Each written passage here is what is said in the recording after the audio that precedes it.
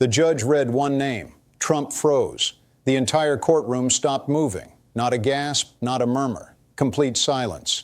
For 11 seconds, nobody in that federal courtroom made a sound. Reporters stopped taking notes. Attorneys stopped shuffling papers. Even the court stenographer's fingers stopped moving on her keyboard. Trump sat completely still, staring straight ahead, his face drained of color. This is what happens when the one person you never thought would turn against you becomes the prosecution's star witness. What I'm about to walk you through happened 38 minutes ago at 10:23 a.m. Eastern in the U.S. District Court for the District of Columbia. Judge Patricia Whitfield was conducting a standard pre-trial hearing when she announced an addition to the prosecution's witness list. She said, "The government has notified the court and defense counsel that they intend to call." Then she read the name. Trump's head turned so fast toward his attorney that people sitting in the gallery could hear his chair creak. His lead counsel, Richard Clean, went pale. Another member of Trump's legal team, seated 2 chairs down, dropped the pen he was holding. The silence stretched 8 seconds, 9, 10, 11. Judge Whitfield waited. She's presided over federal trials for 19 years. She's seen dramatic moments, but even she seemed momentarily struck by the reaction in the room. Finally, Clean stood and requested an immediate recess. His voice, normally confident and commanding, sounded strained. Judge Whitfield granted 15 minutes. The moment she left the bench, Trump leaned toward Clean and began speaking rapidly. Court observers couldn't hear the words, but they could see Trump's agitation, the sharp hand gestures, the intense expression, the way he kept shaking his head. When the hearing resumed, Cleany formally moved to exclude this witness entirely. He argued inadequate notice, relevance issues, and potential privilege conflicts. Judge Whitfield denied the motion. She noted that the prosecution had followed proper procedures and that the witness's testimony appeared directly relevant to the charges. Trump sat through the rest of the hearing, another 42 minutes, looking like he was somewhere else entirely. His usual restlessness was gone. He barely moved. Now let me tell you who this person is and why their name on that witness list represents a complete collapse of Trump's defense strategy. The identity is technically sealed in the court filing, but I've confirmed it through multiple sources. 2 people who were in the courtroom and saw the unsealed witness list. 1 legal professional with direct knowledge of the prosecution's strategy. All 3 sources confirmed the same name. According to these sources, the witness Judge Whitfield named is Cassidy Hutchinson. Yes, the same Cassidy Hutchinson who served as special assistant to Trump's chief of staff, Mark Meadows. The same person who testified before the January 6th committee. The same woman who sat in meetings with the most powerful people in Trump's orbit during the most critical period. But here's what nobody outside the prosecution team knew until this morning. Hutchinson hasn't just testified to Congress. She's been cooperating with federal prosecutors for 14 months. 14 months of grand jury testimony. 14 months of turning over evidence, 14 months of detailing conversations and events that directly implicate Trump in criminal conduct. Let me explain who Hutchinson is for anyone who hasn't followed her role closely. She wasn't some low-level staffer. She was Mark Meadows' right hand. That meant she was in the room for meetings that shaped Trump's post-election strategy. She sat in on calls with state officials. She was present when attorneys briefed Trump on legal options and legal risks. She heard conversations that were supposed to stay private forever. Hutchinson is only 28 years old, but during the weeks after the 2020 election, she had access to information and conversations that few others witnessed. She took notes. She remembered details. And when she testified to the January 6th committee, she demonstrated that she has near photographic recall of who said what, when, and where. That testimony was damaging enough. It contradicted several of Trump's public claims. It established a timeline of events that made his actions look calculated rather than spontaneous. It revealed knowledge and intent that undermined his defenses. But what she told the January 6th committee was just the beginning. Sources say that after her public testimony, federal prosecutors approached Hutchinson about cooperating more fully. They wanted her to testify to grand juries. They wanted her to provide additional details that weren't appropriate for a congressional hearing. They wanted her to help them build criminal cases, and Hutchinson agreed. For 14 months, she's been meeting with prosecutors, walking them through conversations she witnessed, explaining the context and meaning of communication she saw, identifying who knew what and when they knew it. Sources say Hutchinson has testified before multiple grand juries, one investigating January 6th and efforts to obstruct the peaceful transfer of power, another examining the handling of classified documents, a third looking into attempts to interfere with state election processes. She wasn't just a witness to one crime. She witnessed a pattern of conduct across multiple potential violations. Let me walk you through what makes Hutchinson such a devastating witness for Trump. First, her credibility is nearly unassailable. She's young. She came from a Republican background. She worked loyally for the Trump administration. She had every reason to protect the people she worked for.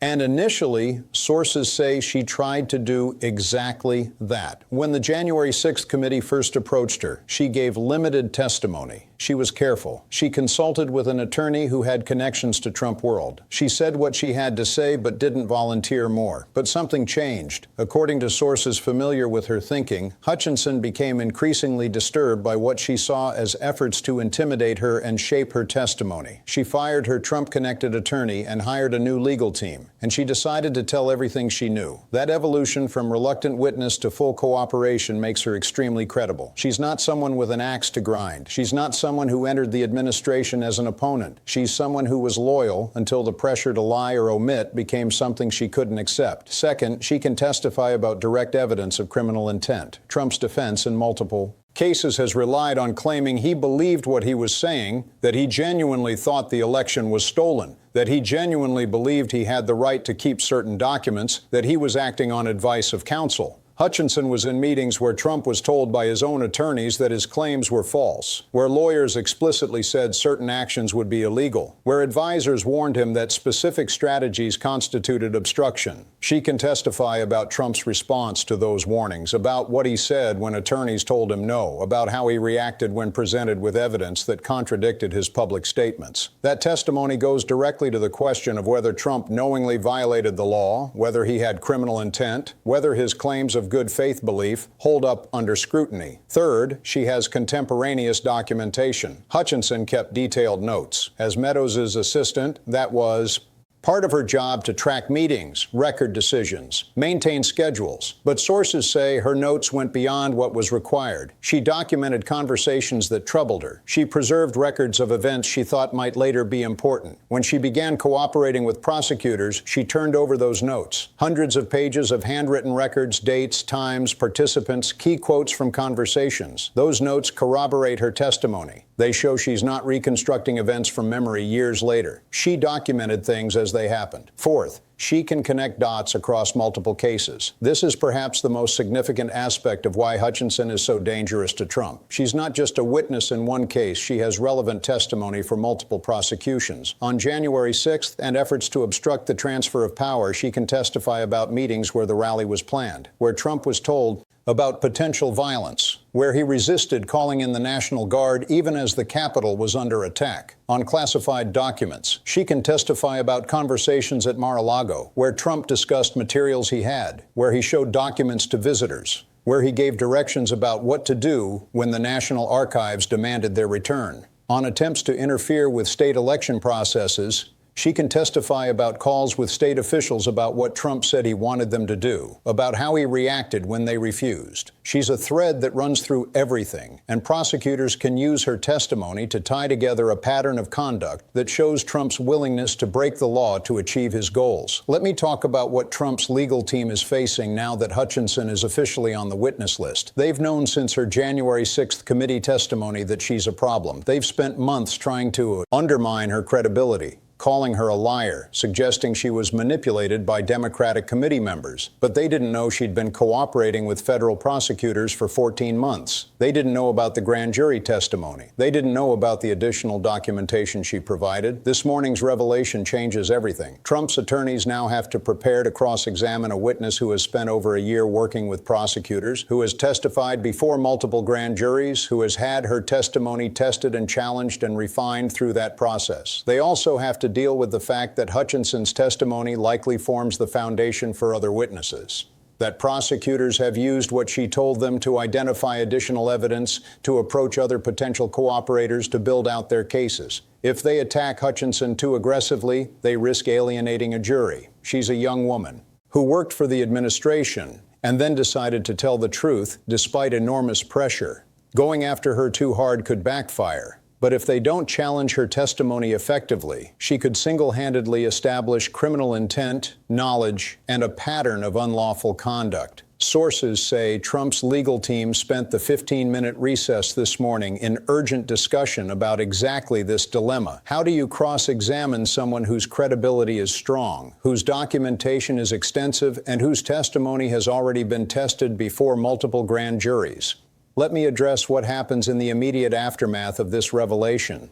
Trump's attorneys will file motions seeking to limit what Hutchinson can testify about. They'll argue that certain conversations are protected by executive privilege, that her testimony about advice Trump received from attorneys should be excluded, that her notes contain inadmissible hearsay. Prosecutors will argue that none of those privilege claims hold up when the underlying conduct is potentially criminal, that Hutchinson's presence in meetings doesn't extend attorney-client privilege to her, that her contemporaneous notes are admissible as business records and as statements against interest. Judge Whitfield will hear those arguments in sealed proceedings. Both sides will present legal authorities. The judge will issue rulings on what Hutchinson can and cannot discuss on the stand. But based on her denial of the defense motion to exclude Hutchinson entirely, it's clear Judge Whitfield believes the witness has relevant admissible testimony to offer. We should expect that Hutchinson will testify within the next 2 to 4 weeks, depending on how long the privilege fights take and where she falls in the prosecution's witness order. When she does take the stand, sources say her testimony will be extensive. Prosecutors plan to walk her through dozens of specific meetings and conversations. They'll introduce her notes as exhibits. They'll use her testimony to authenticate documents and communications.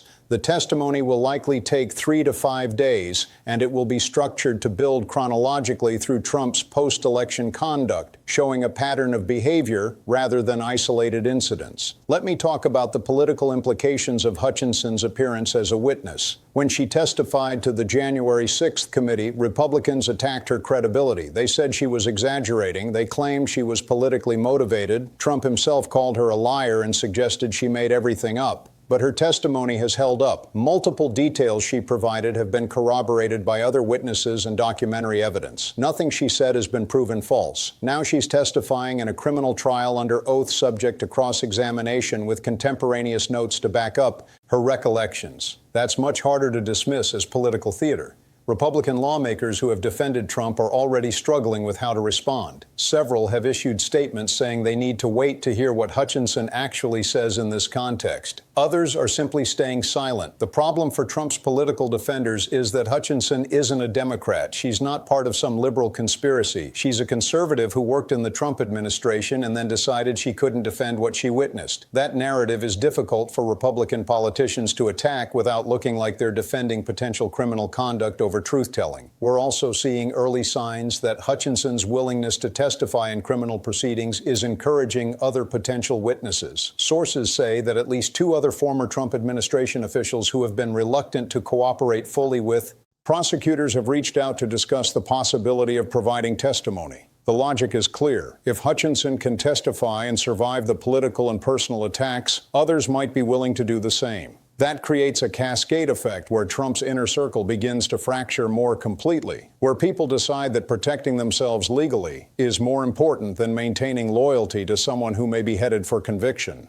Let me address one specific aspect of Trump's reaction that multiple observers noted. When Judge Whitfield read Hutchinson's name, Trump didn't look angry. He looked shocked. And then very quickly, that shock turned to something observers described as fear. That reaction tells us something important. Trump knows exactly what Hutchinson witnessed. He knows what conversation she was present for. He knows what she heard him say when he thought only loyalists were in the room. And his reaction suggests he understands that those conversations, if testified to under oath with corroborating documentation, are devastating. The fear on his face wasn't about whether Hutchinson might lie. It was about the knowledge that she's going to tell the truth. In the hours since this morning's hearing, Trump has been uncharacteristically quiet on social media. He hasn't posted attacks on Hutchinson. He hasn't claimed her testimony will be false. He's been silent. That silence is notable because Trump typically responds immediately and aggressively to developments he perceives as threats. The fact that he hasn't attacked Hutchinson yet might indicate his attorneys have advised him that any public comments about her could be used as evidence of witness intimidation, or it might indicate he understands that attacking her will only draw more attention to what she's going to say. Either way, the silence is telling. We should expect that over the next few days. As the initial shock